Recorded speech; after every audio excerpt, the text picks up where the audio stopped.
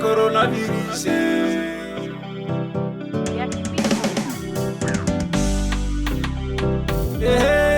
Coronavirus. Isoboma. H14 le bizarre. Coronavirus. Bogi Mogili.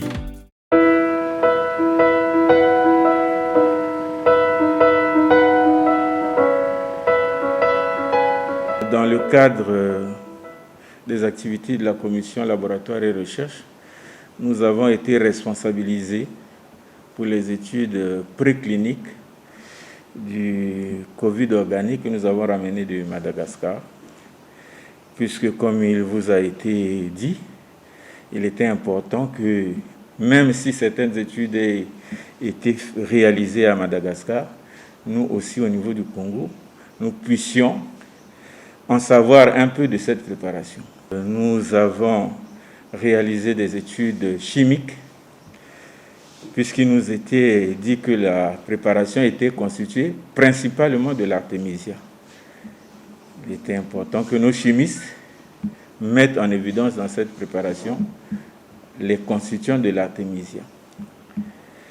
Il était aussi dit qu'en dehors de l'artémisia, il y avait d'autres plantes. Nos chimistes sont capables de mettre en évidence les autres constituants en faisant des études comparatives. Donc c'est ce qui a été réalisé. Ensuite, ou au même moment, nous avons mené des études de toxicité. Avant d'administrer un produit chez l'homme, on doit savoir si ce produit est toxique ou pas, même si les études ont déjà été réalisées ailleurs. Et c'est pour cela que nous avons entrepris ces études de toxicité aiguë et subaiguë qui durent environ 14 jours.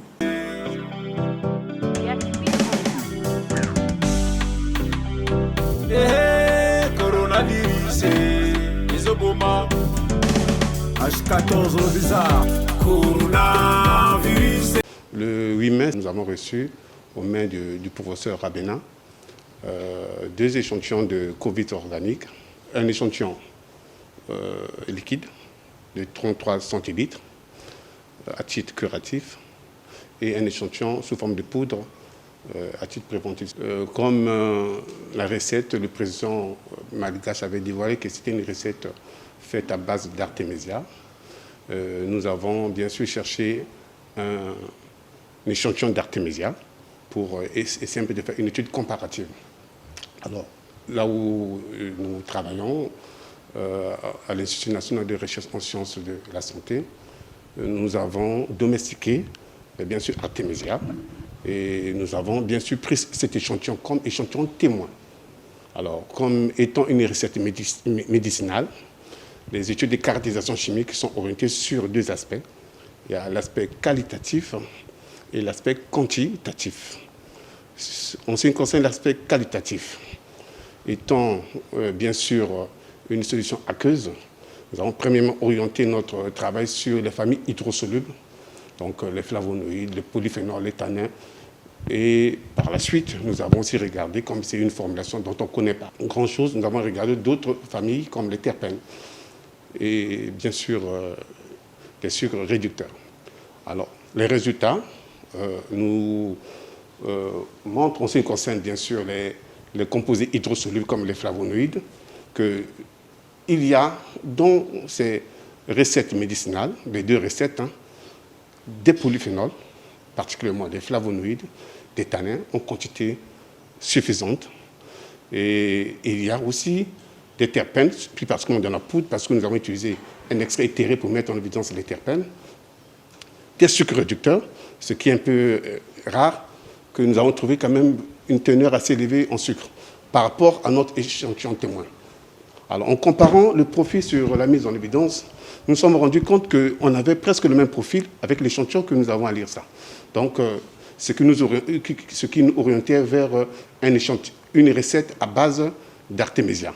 Alors, nous sommes passés maintenant par une étude plus précise, celle qui consiste à confirmer de la présence de ces composés dans la plante. Donc, une couche mince a été réalisée. Le profil chromatographique en ce qui concerne les flavonoïdes, met en évidence des flavonoïdes dans leur rubrique flavonol, flavonone et bien sûr les flavonones.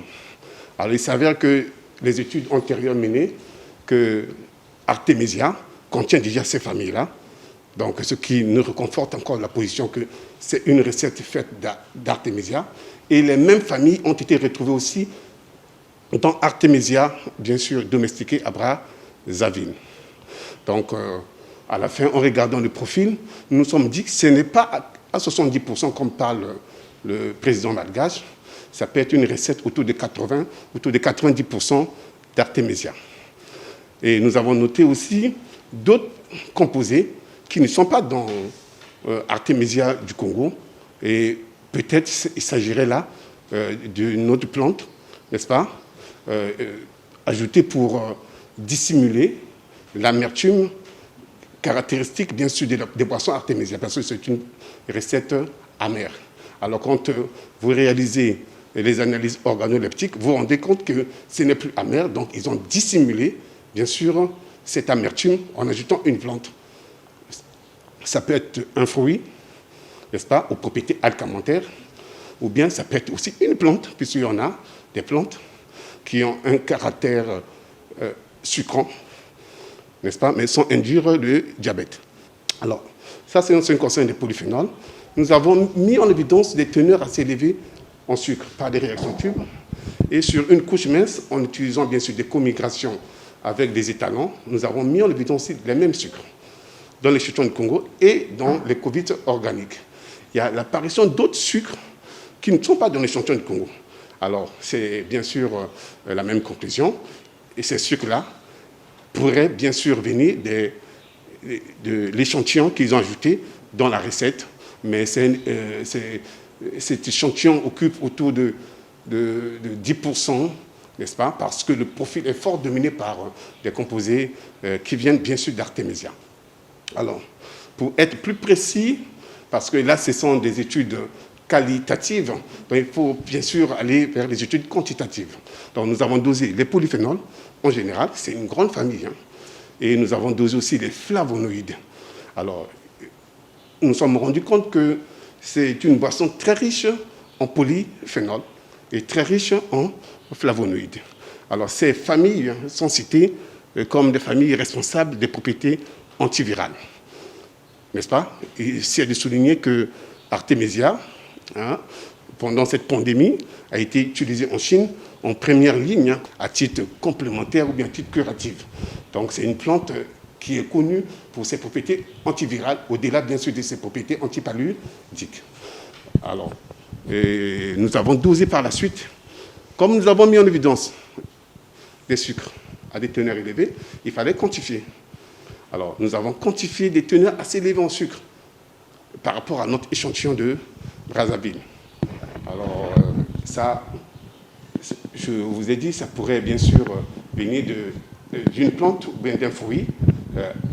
Si c'est une plante, ça doit être une plante aromatique au caractère sucrant. Si c'est un fruit, nous connaissons bien sûr que les fruits sont sucrants, n'est-ce pas, mais aromatiques aussi. Donc, la teneur en sucre ne nous donne pas, bien sûr, la latitude d'utiliser cette recette pour des patients qui souffraient du diabète. N'est-ce pas? Et alors, c'est des conclusions que nous avons tirées, que c'est une bonne recette, n'est-ce pas, sur la base, bien sûr, du profil chimique. Et nous avons relevé des teneurs assez élevées en sucre et que nous avons conseillé pour des patients qui ont des antécédents avec les sucres, n'est-ce pas, il serait mieux de mener, bien sûr, un suivi de la glycémie pour être plus proche, bien sûr, de cette recette-là. Nous avons réalisé une étude que nous pensons fort importante. Nous avons fait avancer, bien sûr, les choses dans ce sens et nous attendons, bien sûr, les essais cliniques pour pouvoir, bien sûr, confirmer ce que nous avons proposé dans le rapport.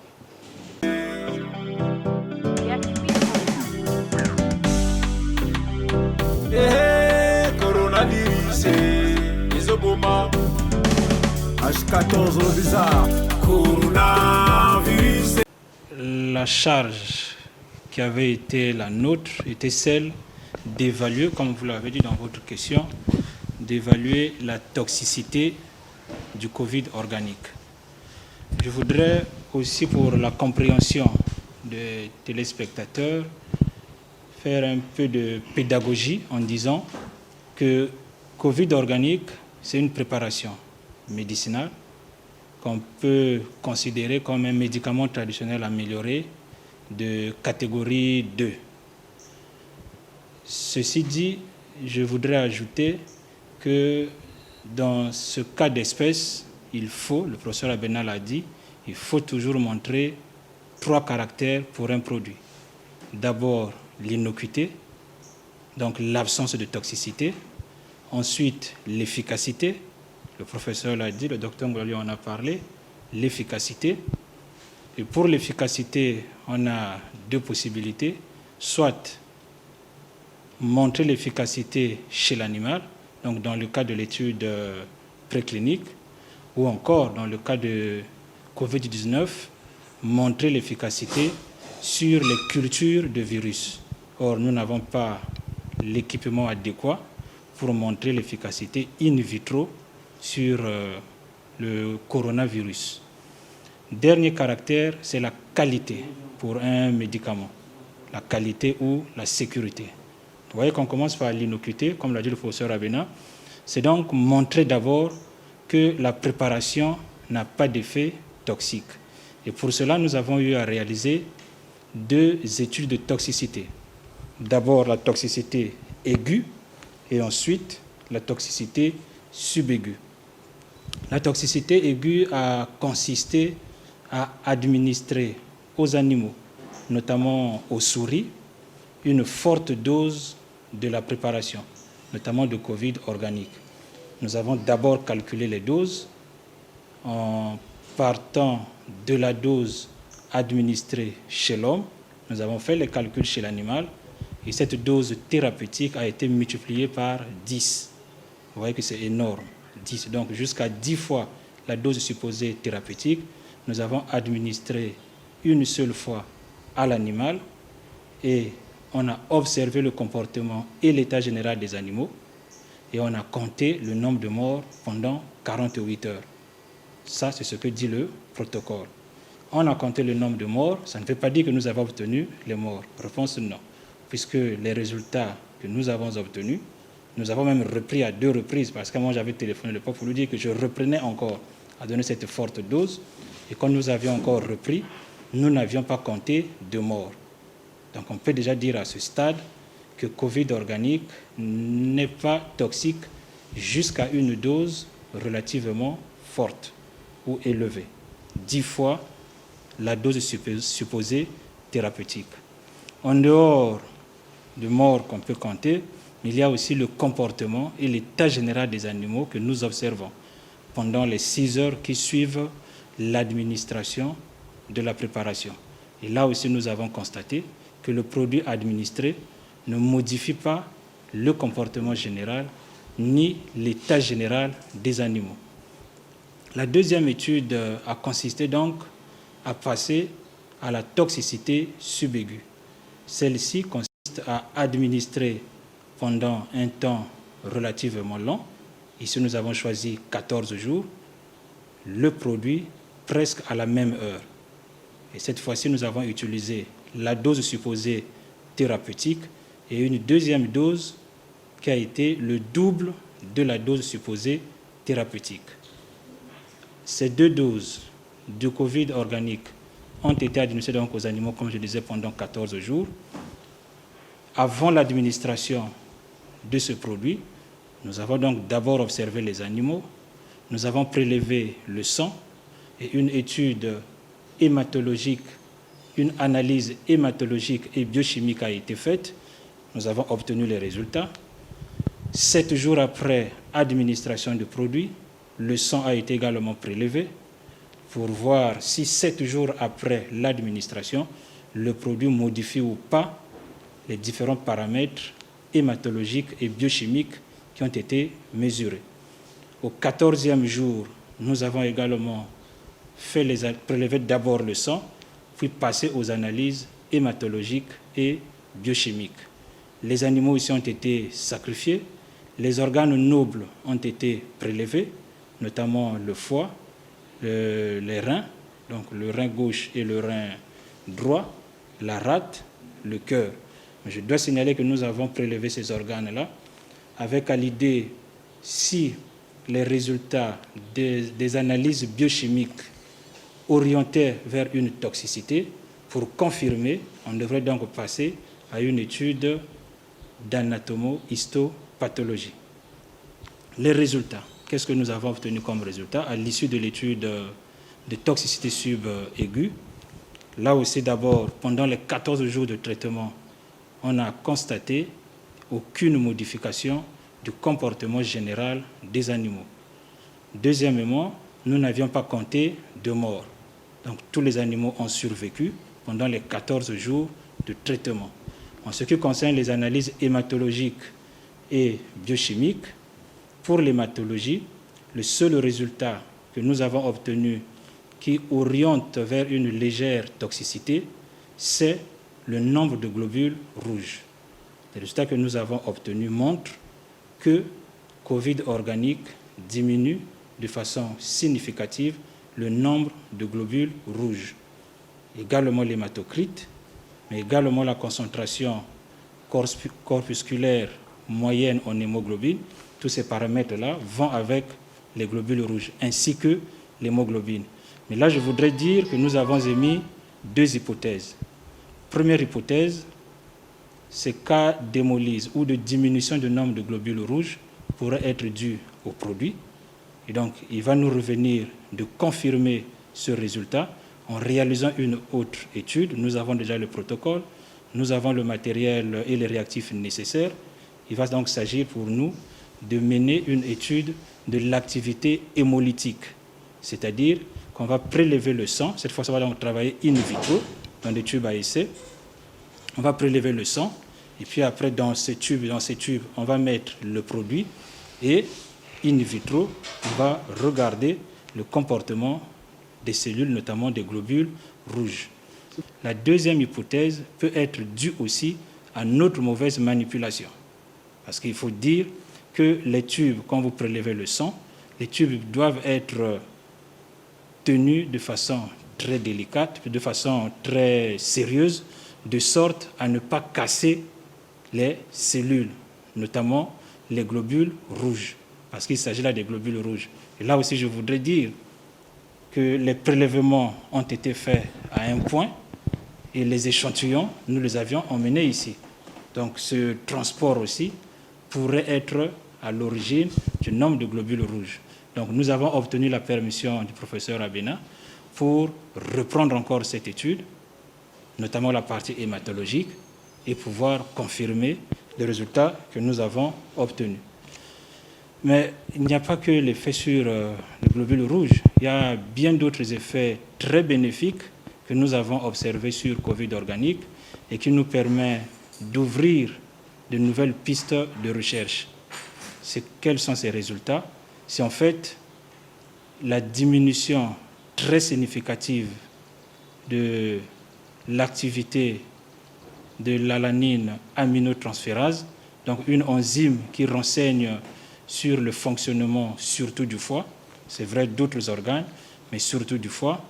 Nous avons également observé une diminution importante du cholestérol total. Ça aussi, ça pourrait aider contre les maladies cardiovasculaires. Et enfin, nous avons observé aussi, au terme des 14 jours, une diminution très significative de la créatinine qui renseigne, elle, sur le fonctionnement des reins. Les diminutions observées sur ces trois paramètres biochimiques, comme je le disais, laissent supposer que Covid organique pourrait avoir, en plus de ces effets qui sont cités là, pourrait avoir des effets cardioprotecteurs, pourrait avoir des effets néphroprotecteurs, pourrait avoir des effets hépatoprotecteurs. Vous voyez que je parle au conditionnel. Là aussi, il nous reviendra de mener des études qui vont confirmer ces probables effets que nous avons observés.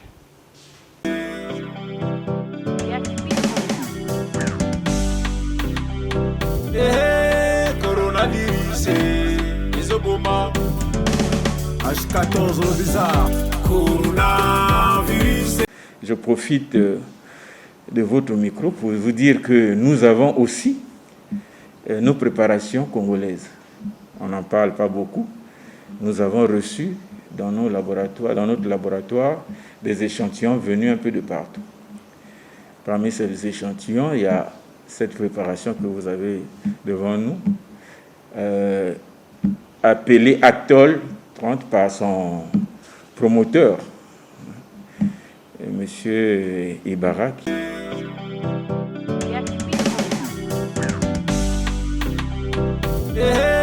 Coronavirus, Isoboma, H14 bizarre, coronavirus. Le produit, il est là. C'est un produit pour arrêter le Covid-19. Il est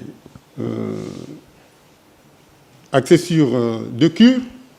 Lorsque le patient consomme la cure d'immunité, cette cure permet d'arrêter la contamination.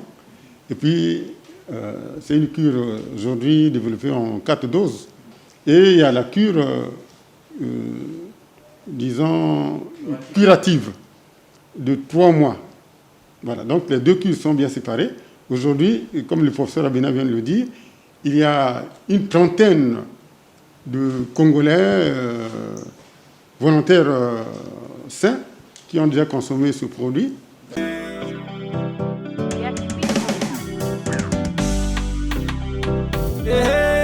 Coronavirus, Isoboma, H14 bizarre, coronavirus. Ce produit, Actol 30, toujours dans la même perspective, chercher un peu à regarder le côté chimique. Donc, comme toute étude de caractérisation chimique, n'est-ce pas, nous avons orienté le travail, comme nous l'avons fait avec Covid organique, sur la base de 2 aspects. C'est un phytomédicament toujours, je pense du type 2 aussi, n'est-ce pas, sur l'aspect qualitatif et l'aspect quantitatif.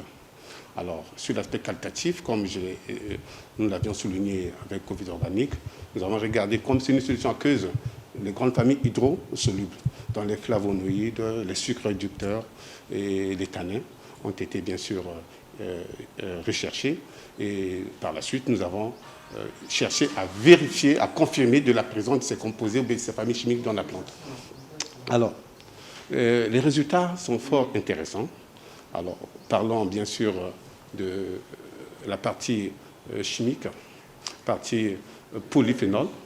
Alors, nous notons dans Actol une quantité assez importante de polyphénol, les tanins et les flavonoïdes, et une quantité assez moyenne de sucres réducteurs. C'est déjà important. La chromatographie sur couche mince, réalisée spécifiquement sur les polyphénols, montre un bon profil chromatographique que nous avons apprécié. Quand nous avons réalisé ce profil, nous avons appelé le professeur Abena pour signifier que l'IRSA veut travailler avec le colonel et tous, parce que je suis en train de mettre en évidence des composés que j'ai vu, que nous avons mis en évidence dans Covid organique, un composé vert fluorescent, très intéressant, une rétention frontale très proche de Covid organique, que nous cherchons en ce moment-ci pour compléter bien sûr les recettes que nous sommes en train de mettre en place au niveau bien sûr de notre institut.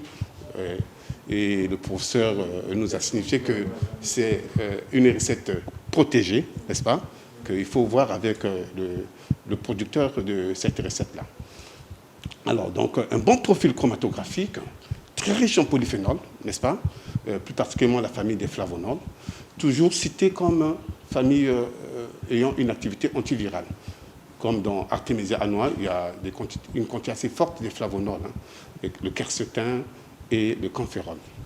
Alors, et par la suite, nous avons quantifié cette famille-là. Alors, et nous avons trouvé une quantité assez importante vraiment autour de 700 mg équivalent Siligali dans 100 g de matière végétale sèche en polyphénol et 500 mg équivalent quercetin dans 100 g de matière. C'est des grandes quantités assez importantes. Nous nous sommes posé des questions puisque c'est une recette protégée, n'est-ce pas? Il n'y a que monsieur et tous qui connaît les éléments qu'il a peut-être dû mélanger pour arriver à ces teneurs-là. Mais quand même, c'est une recette à comptabiliser. C'est ce que nous avons bien sûr proposé au niveau de notre hiérarchie, là où nous sommes, parmi les recettes à comptabiliser pour aller vers un phytomédicament.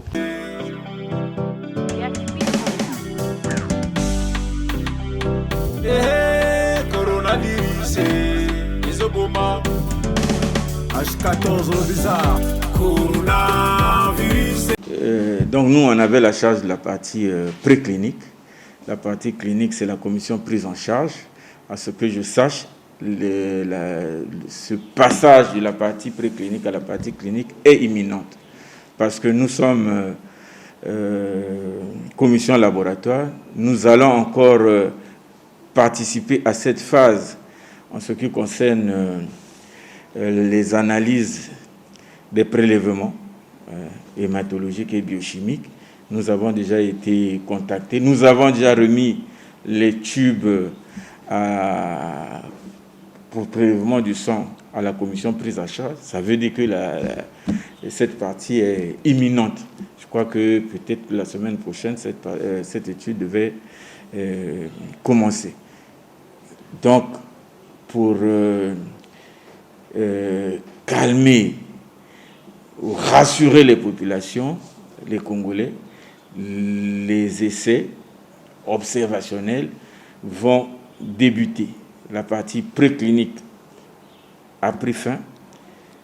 On n'a rien constaté de majeur, sauf vous avez eu cet aspect de toxicité qui mérite d'être approfondi. En prenant des précautions chez le diabétique, en prenant des précautions chez le malade qui a des problèmes hématologiques, les Covid organiques va être donné à nos malades, à une catégorie de ces malades, parce qu'il faut que ceci soit clair aussi. Et nous aurons des résultats, je crois, le plus rapidement possible, parce que je vous ai dit, au niveau du laboratoire, tout a été fait pour accueillir les échantillons qui nous seront envoyés et les résultats seront obtenus le plus rapidement possible pour avoir les données sur la glycémie, la numération sanguine, la formule sanguine, etc. etc. Le professeur Etou vous a parlé des effets sur le rein, etc. Vous avez vu l'effet néphroprotecteur, l'effet hépatoprotecteur. Il s'agit maintenant de confirmer ceci sur l'homme. En tout cas, nous souhaitons, nous espérons que ces résultats obtenus en phase préclinique seront confirmés par la phase clinique. Bon, je tenais d'abord à remercier monsieur et tous pour nous avoir fait confiance. Ensuite, je voulais les encourager les autres chercheurs et dire que cette richesse nationale doit être explorée, mais elle mérite d'être soutenue par de gros moyens, aussi bien dans les analyses biochimiques et hématologiques, dans la recherche sur la toxicité, dans les réactifs. Il n'a pas encore fini son travail, mais ce qu'il a utilisé, c'est ses propres réactifs à lui. Que les Congolais nous comprennent, nous soutiennent et soutiennent ces jeunes. Et j'espère qu'on ne dira plus qu'il n'existe pas, il n'y a pas de chercheurs au Congo, il n'y a pas de Covid organique au Congo. Non, il y a des chercheurs, il y a des recettes.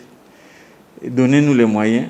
Je crois qu'on aboutira à beaucoup de médicaments, d'abord traditionnels améliorés, puis peut-être des médicaments comme la chloroquine et Made in Congo.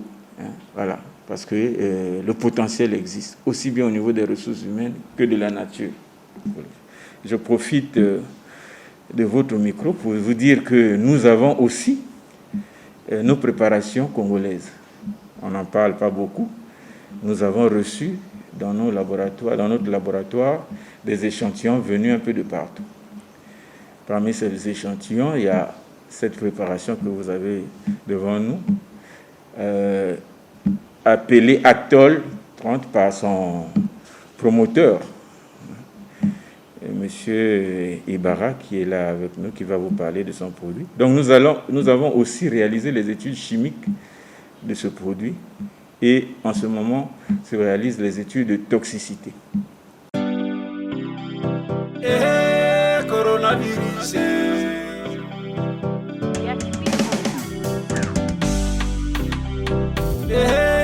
Coronavirus. Isoboma. H14 le bizarre.